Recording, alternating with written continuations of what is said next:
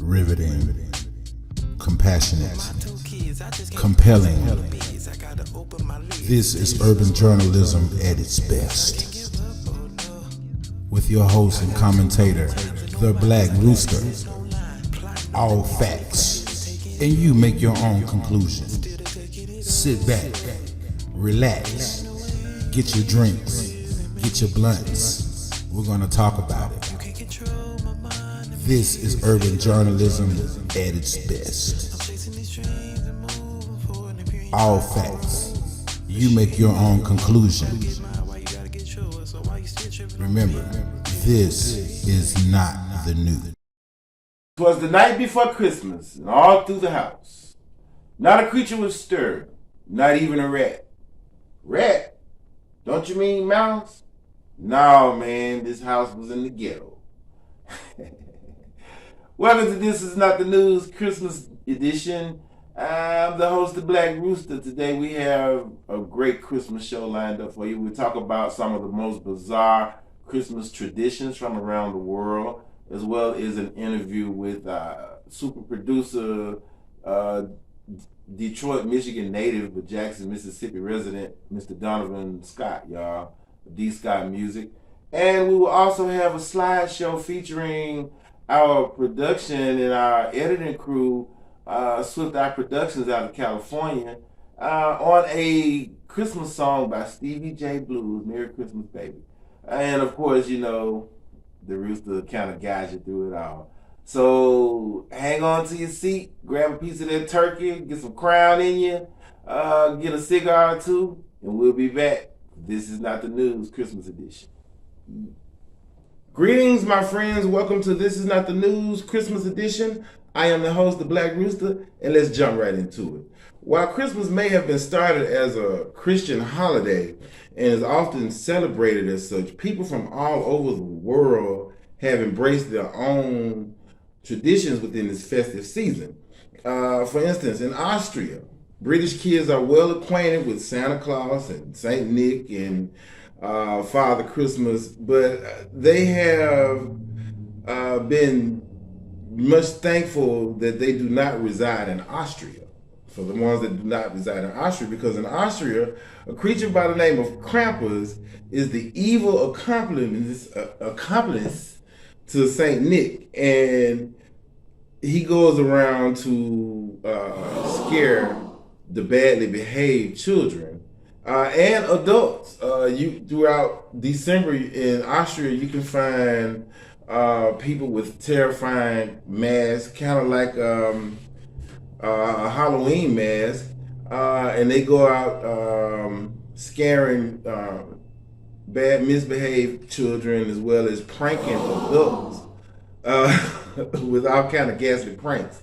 So if this sounds like something you'd be interested to, there's an annual Krampus parade in Austria. Can you imagine Halloween at Christmas time and a Halloween parade at Christmas? This is basically what it is. He said Krampus is the accomplice to Saint Nick, so he kind of goes around with Saint Nick. So you have, you know, Saint Nick, Christmas, the whole Santa thing on one side, and then Krampus on the other side. So I guess if you bad, then Santa say, "Oh yeah, your punishment is to go to Krampus." That's kind of crazy, y'all.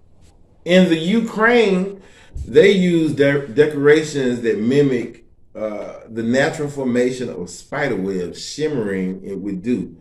This tradition goes back to a folk tale of an old lady, an old widow, who couldn't afford to decorate the tree for her children.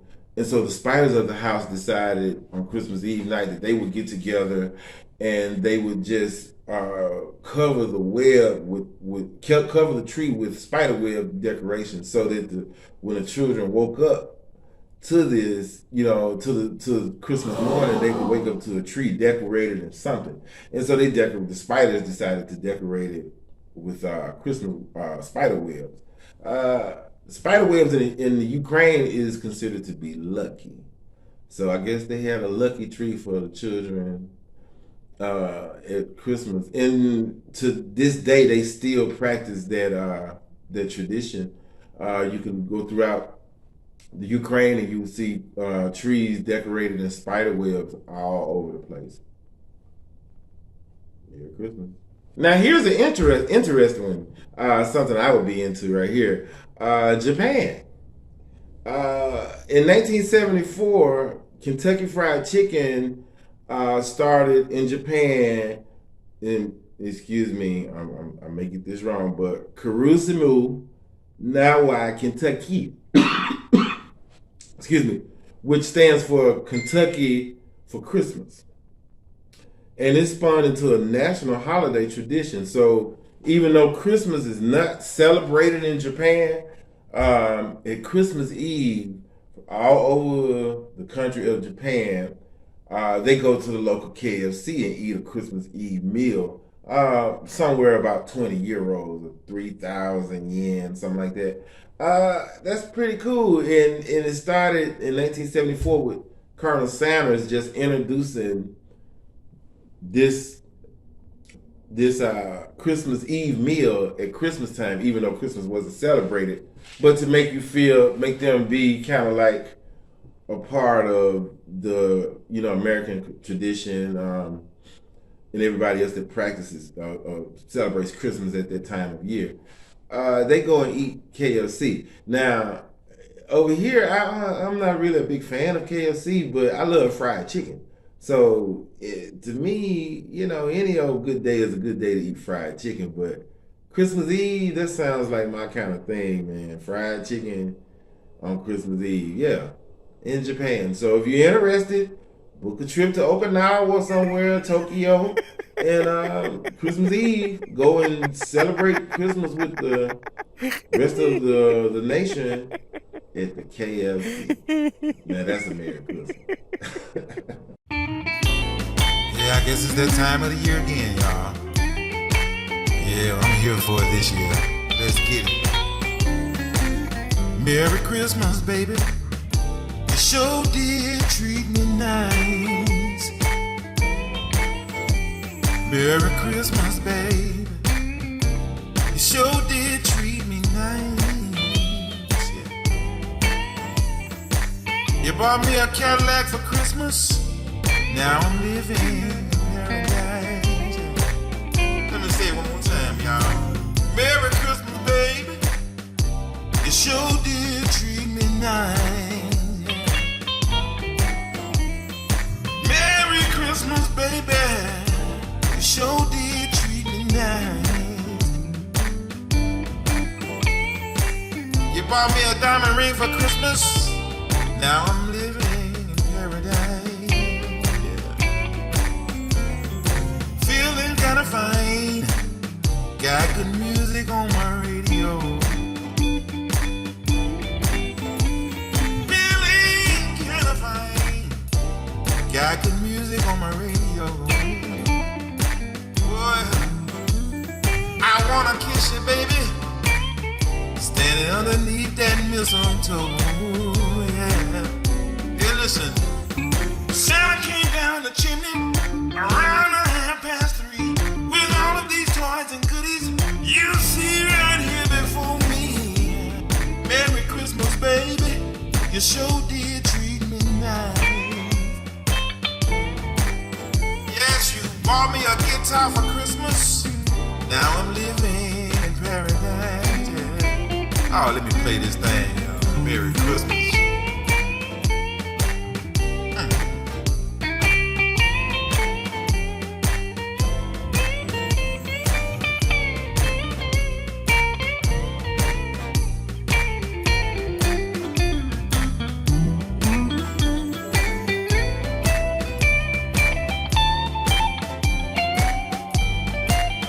I gotta play it just one more time.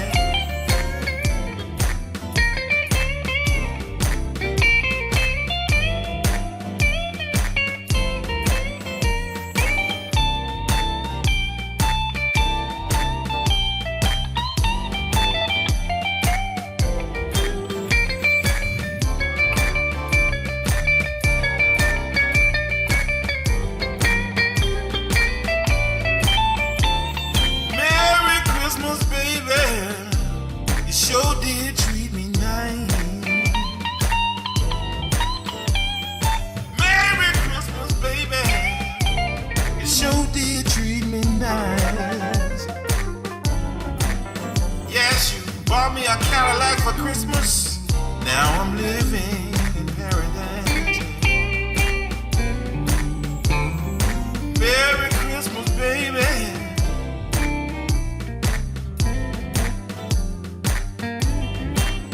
I said Santa Claus coming down the chimney, and he brought all his reindeers with him. And you bought me a Cadillac for Christmas. Now I'm living in paradise, yeah.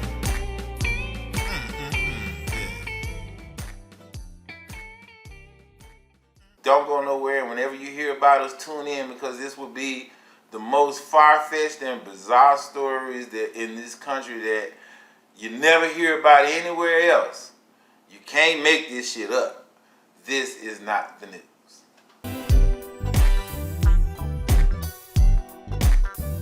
My name is Stevie J Blues. I've been a professional musician since the age of 19. I've traveled all over the world, met a lot of cool people, made some really great friends. This is my show where we talk to my friends, some artists, some producers, some singers, some entrepreneurs, some stylists, pastors, politicians, whatever. Let's chat, y'all. Greetings, my friends. Welcome to Let's Chat. Today, my guest is one of the most top producers in the Southeast. His name is D. Scott, Donovan Scott, and we're going to talk to him, see what he got going on, what his next moves are, what he's been doing in the music game. So stick around. We're going to talk with him. We'll come back. Let's chat. Brother Scott, how you doing? Well, I'm doing pretty good, man. Good to see you, brother. First Steve of all, today. I want to say thank you for agreeing to come in and talk to us, man. Yes, sir. No problem at all, man. So, man, listen, tell us what's been going on with you. I know that you producing everybody. I hear everything from you, man. So tell us about what you got going on. Just working, man, trying to stay busy. You know what I mean? Like you were saying, man, the COVID thing just changed the game. Brother. It changed it all the way around. One thing about it is the music never stops. Right. People still got to record. People still got to find a way to do shows, connect with their audiences. People got to make music. Mm-hmm. So I'm just working, man, trying to do what I can, man. Yeah, man. So tell us about some of the artists you work with now. I know probably one in Southern Soul that would probably be one of your top artists would be J1. Is that correct? Yeah, that man. Is correct. So yeah, so like how many? I mean, what have you done with him? I really kind of got him started and going. His first kind of Southern Soul stuff. He's out there, doing his thing. Mm-hmm. You know what I mean? But he was a former student of mine. I taught him in school. I didn't know that. And he always had a thing for music. From the 7th grade, 6th, 7th grade, 8th grade, and he continued to do it. And in passing over the years, we would bump into each other over at 16 Bars. Yeah, KJ. You know what I mean? Yeah, I went to school with Kid. Okay, man, that's with what's up. That's my together. partner, man. Yeah, man. Yeah, so you know what I mean. And then one day he was just like, "Man, Mr. Scott, I want to try. I think I want to try Southern Soul." Oh wow. You know what I mean? And this was at what school? No, this wasn't at the school, but I taught him at People's. Okay, so you were educator as well. And I'm back in the classroom now, knew that. man. Yep. Okay. 7th grade math teacher at Midtown Public Charter School right now. Wow, see, that's cool. So you got a mega producer and he's giving back in the education field with schools. That's so cool. I got a passion for the young people, man. They need it. You know what I mean? Especially with, like I say, the pandemic, man. It's just, you know what I mean? A lot of the kids, because of the pandemic and virtual learning, they're a little behind, so they need extra help. Extra man. help, right. Mm-hmm. But yeah, so, back what I was saying about J1, Mm-hmm. and so yeah, you know what I mean? He was like, man, I know this music, my grandmama and mama and them listening to it, you know what I mean? And we did it, man. And the biggest record I did with him was I Got This Record. That was his hit. That's still his hit, right? That was the one. It is so funny because he kind of came up out of the blue, and he had this young sound. So when you listen to his voice, you knew he was a young guy, right? And he's talking about I got this record about this woman that cheated on me. And so when they started doing shows, they was like, "Come check out J1, the young guy singing blues." Right. And it was so cool. It was kind of cool. It was kind of bizarre to see a young guy, maybe 17, 18, talk about "Got My Whiskey." You know what I'm saying? It took a minute to get a grasp, but I think in his career, I think I've seen him flourish, and I've seen him come into his own as an artist.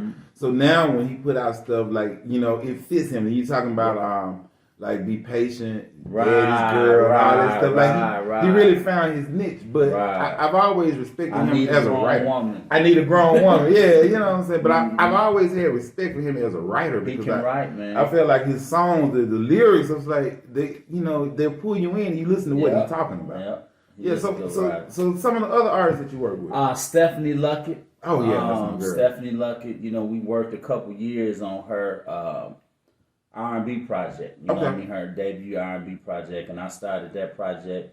Me and Rita Brent. You know what I mean? We've been working together doing R&B stuff for years, and it was like, you know, we tried people out and try to help people to try people out. And I told her one day, because, you know, Steph and I have been working together, recording Southern Soul, background vocals for probably about a year. And I told Rita, I was like, Stephanie got the perfect voice, perfect work ethic. She shows up, you know what I mean? And she sounds great, got great ears. So, yeah, I spearheaded her album. Okay. That's the Stephanie album, the Love Versus Life.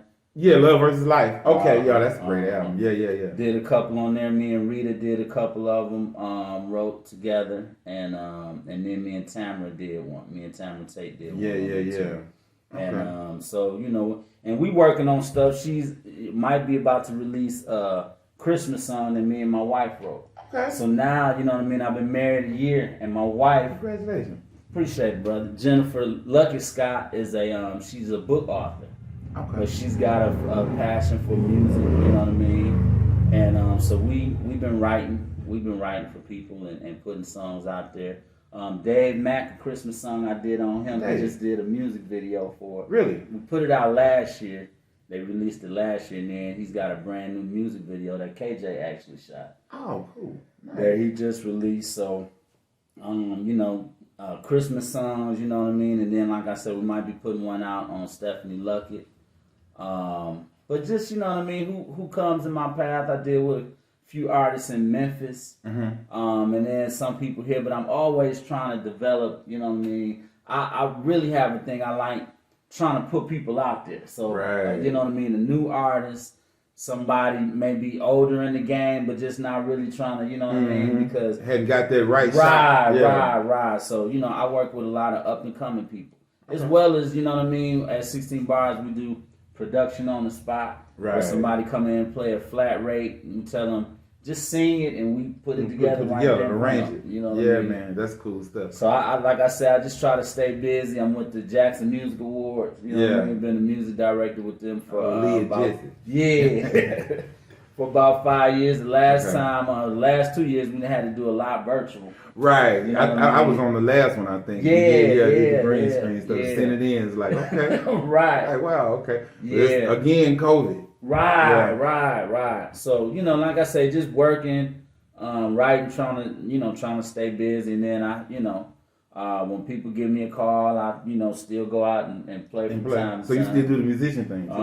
Okay. Yeah. We'll be hitting the night with Kiana Hawthorne at the Iron Horse Grill. Okay. Yeah, I think my drummer playing. Yeah. That's right. He told me this, man. I'm gonna be around the corner, but I'll be there. Sure thing. That's cool, man. Yeah, that's cool. Now, this is one of the baddest keyboard players in the area too. He and I played with Willie Clayton for a couple of years. We sure did, man. And that was a great time. We had a lot of musical fun. Sure did. Actually, Donovan Scott actually arranged a couple of songs in my original show that we still do his arrangement. And I know that was probably over 10 years ago. Wow. We still doing those arrangements. A lot of them, yeah. Wow. Mm-hmm. Yeah, man. That's what's up, man. So yeah, like I say, just staying busy, man. Yeah. You know what I mean, and everybody kind of in their lane, but we cross paths and work together. You know what I mean? When it calls for it, but when not, everybody's just working, man. You know, exactly, just getting it. Working. Getting I know 16 Bars is a renowned studio here for hip hop, right? Mm-hmm. So you seeing a lot of hip hop artists as well? Well, they do hip hop. But people also, because of the name and the history, they call wanting, gospel, R&B. You know what I mean? So I do some hip hop, but mostly KJ calls me in when he has to produce an R&B or something like that. Something that's musical. I got you. Yeah, that's musical. That's not 16 Bars is probably one of the premier studios here. His vocal sounds over there like crazy. Yeah, you know what I'm saying. So yeah, you can go over there and get the same. I would say in Jackson, Mississippi, we have 3 world-class studios to my knowledge, and that would be Malaco, Terminal, and 16 Bars. Mm-hmm. You know what I'm saying? I think everybody else is got good stuff, but those 3 studios, you can go and expect industry standard stuff. It may be Ron Carbo out in Soul Kitchen. Well, Terminal's been shut down now. I didn't know that. Yeah. Really? Terminal been shut down, man. Actually, I'm saying we have 2. Yeah, but there's other studios. You know what I'm saying? I hear a lot of stuff from time to time coming from Crown Studios. And I can't think of Shell. I think that's the guy over there. People work over there with him. But yeah, like you say, known for producing records and big stuff, right? So yeah, you got Malaco and 16 Bars. Those the staples, like the go-tos, you know what I'm saying? Right. And then, like you said, Ron Carbo, because he records Soul Kitchen, out there, yeah. So, what do you think, I'm not going to hold you long, but what do you think, where do you see the music scene in Jackson, Mississippi? Where do you see it heading? There's a lot of, I'll just be honest, where I would like to see is I would like to see some records get broken here. You know what I mean? With 90.1, shout out to 90.1, they show a lot of love. Community radio, yes. They show a lot of love here in the city. Wish I could say the same for Kixie. You know what I mean? Yeah. And you got people like Stephanie, who's, she's put her music out, and, all kind of people have chimed in, mainstream artists, from Lettucey to Tank, everybody loves her, you know what I mean? You really get, but, we have issues from time to time with getting that support. From home, From home, so that's what I would like to see. Now, we got some cold young musicians around here, too, man, that are playing, they play, like what you showed me the other day, on social media, playing 3-4 instruments. Yeah. We got some cats around here, you know what I mean, that's cutting up like that. So I would like to see room for them, you know what I mean? More platforms, because we got the Jackson Music Awards, but I would like to see more platforms. Right. You know what I mean? We got Fondren, when the weather permits, they have that thing, but I would just like to see more platforms and more support from the radio. Right, you know what I mean? I got you. To kind of help push the artists, because I never get discouraged, but some of the artists from time to time get discouraged because they feel like, I done put in all this work. And you can't get nobody to play it. Like you're trying to get the wheel to propel, but you can't get it to turn sometimes. Yeah. Well, what I found out, man, what I learned, with that, I just built up my database of DJs. And when I record something, I send it to them. And now I have probably over 250 DJs in my database. So I'm at the point to where I'm like, if you play it, fine. If you don't, fine. Okay. I'm gonna just send it. You know what I mean? Yeah. Because that's how it is. You a producer, writer, artist. We work so hard for every single record, but you don't know what the people gravitate towards, man. You never know. Right, and then sometimes it be a lot of times it be what you didn't think they would. Most of the time. Because what the musician like, it may be too musical for the general public. Right. And so you find something where you put on a record where you was just playing and messing around. Right. And that be the one that hit. That be the one that hit. You're right about that. Yeah, man. You're right about that. So last question, man, if you had anything to say to any young artist or young producer, somebody aspiring to come up in the game and produce or be an artist, what would you say to them? Educate yourself. Learn the music business. Learn the business of music. Is changing every day. You don't have to be in LA or Atlanta, you know what I mean, to generate multiple income streams, to get noticed, to get your music out there. You don't have to be there, you know what I mean? But you need to know how it works. You need to know how YouTube works, Right. streams, iTunes, Spotify, all of that, because that's really what it's about. And then being able to connect with your fans and audience, you know what I mean, become personable with your fan base as much as you can, and don't give up. You know what I mean? Keep recording, invest in yourself. It take money to make money. Exactly. You know what I mean? And something for a producer that I learned, and I'm gonna share this right quick, that I learned from Ron Carbo. He told me, don't try to do everything yourself. Get with the professionals, the people that's great. Right. don't do a record and you know you're not a guitar player. Just I play guitar on there too. Right. Get somebody that's great at that. The more you know what I mean. The more you do that, the more feelers on your music and the better it sounds. Right. You know what I mean. So it's about investing in yourself. You know, pay your way into the game. You know what I mean. That way you own everything. You know what I mean. The music business has changed. A lot of the big companies aren't just signing people. Like that. So be able to fund yourself or have some sponsors, get you a budgeting plan together. Marketing is very important. Right. You know what I mean? Exactly. You know, things like that. You know what I mean? Well, there you have it. Learn the business, because there's a lot of ways to make money, but a lot of ways to get screwed. You right about that. This is Stevie J sitting in here with my friend Mr. Donovan Scott. We thank you for coming to the show. Yes, sir. Glad to be here. Let's God bless. And we'll see you next time. All right. Tonight, I want to spend a little time talking about the Christmas season. And I want to share with you a miracle is an event that happens in a way that nature doesn't normally work. Let me give you an example. A car is crushed from every angle, but the driver come away unharmed. A kid walks in healed after doctors declare that there is no hope. The wildest troublemaker in the class gets saved and starts telling everybody what God has done in his life. A man dead 3 days in a grave gets up and appears to over 500 people. If you ever seen a miracle, you can be sure that you are witnessing the hand of God working. You experience a supernatural event. Only God can do miracles. Sometimes he uses people in the process, but no man can work a miracle by his own power. You got to have God for a miracle. The birth of Jesus Christ was a miracle wrought by God. In theological terms, we call it immaculate conception, when Mary conceived Jesus in her womb.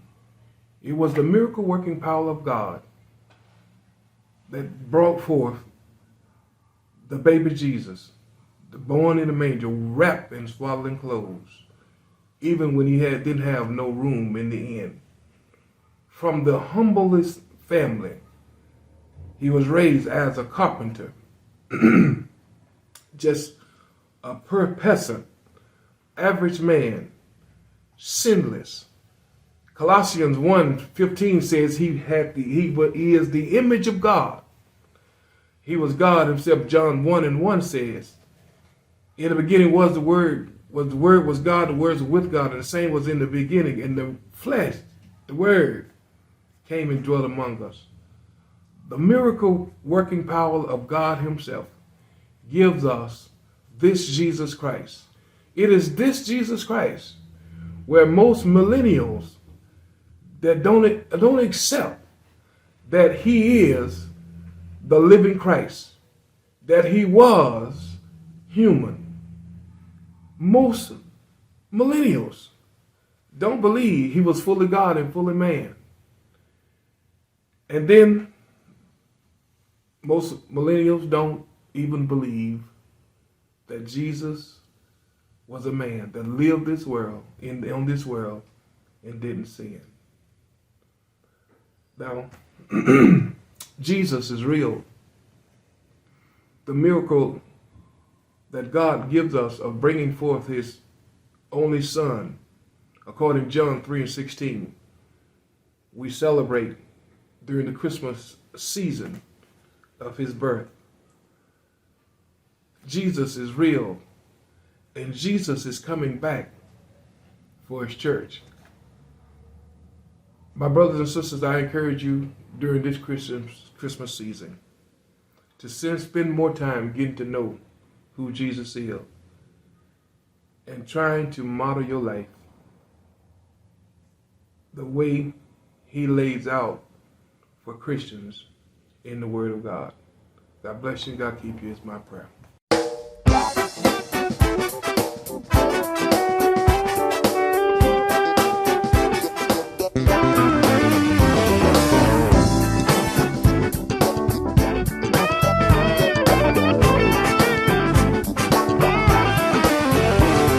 Standing in the middle of the road, I didn't say goodbye, no. Left a whole lot of bills behind me. The creditors gonna cry. Standing in the middle of the road, somebody gotta wake me up here. Oh, standing in the middle of the road, my feet are cold, my shoulders are so long. I got a heavy load. Standing in the middle of the road, somebody gotta wake me up.